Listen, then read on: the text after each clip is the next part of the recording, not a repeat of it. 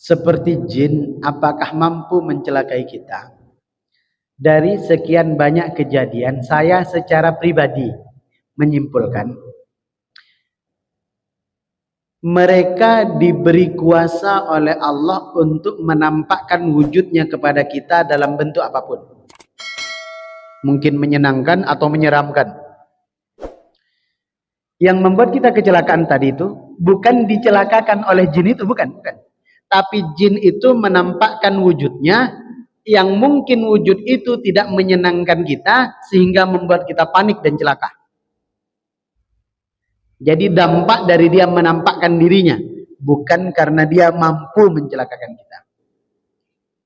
Dan sekali lagi tidak seperti di film-film, bahwa kemudian nanti mereka dapat menusuk kita, mencekik kita. Tidak.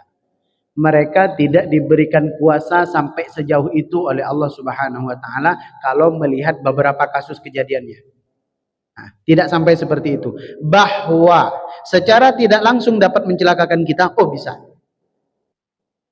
Makanya ada orang kesurupan, termasuk diantaranya terkena sihir. Kan kemarin kita kaji, sihir itu kerjasama antara manusia yang dengki kepada kita dan jin yang tidak beriman kepada Allah Subhanahu wa taala.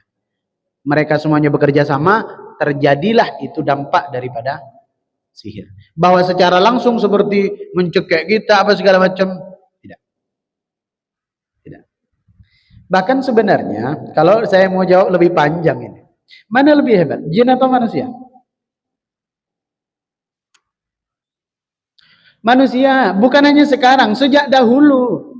Manusia itu diciptakan lebih hebat oleh Allah dibandingkan jin. Maka kalau secara langsung mustahil jin itu dapat mencelakakan manusia. Secara langsung loh ya, mustahil. Bahkan dulu di zamannya Nabi Sulaiman alaihi salatu wassalam, jin itu menjadi budaknya, menjadi pesuruhnya. Makanya familiar ayat itu di dalam Al-Quran, masyhur kita dengar cerita ini, ketika Nabi Sulaiman hendak menundukkan Ratu Balqis, Nabi Sulaiman kan membuat sayembara. Ya kan? Siapa yang mampu mendatangkan singgasana Ratu Balqis ke sini? Ternyata ketika buat sayembara, membuat apa namanya? Buka tender, ternyata yang mengajukan permohonan pertama kali itu jin. Qala ifritum minal jinni, berkata ifrit dari kalangan jin, itu satu jenis sebenarnya. Dia mengatakan apa kepada Nabi Sulaiman? Ana atika bihi qabla an taquma min maqamik. Saya dapat memindahkan singgasana Ratu Balqis ke sini sebelum engkau berdiri dari dudukmu. Jadi sebelumnya Nabi Sulaiman itu duduk, dan sebelum berdiri sudah dipastikan singgasana Ratu Balqis pindah. Itu jin yang menjadi budaknya Nabi Sulaiman. Tapi kata Nabi Sulaiman, aduh, lama lah. Kalau dari duduk ke berdiri itu lama. Ada yang lebih cepat lagi tak? Akhirnya menjawab pemenang tender nih akhirnya. Qala alladhi 'indahu 'ilmun minal kitab. Ada seorang yang solih dan dia itu ahli kitab, membaca kitab-kitab suci yang Allah turunkan kepada Nabi dan Rasul. Dia berdiri.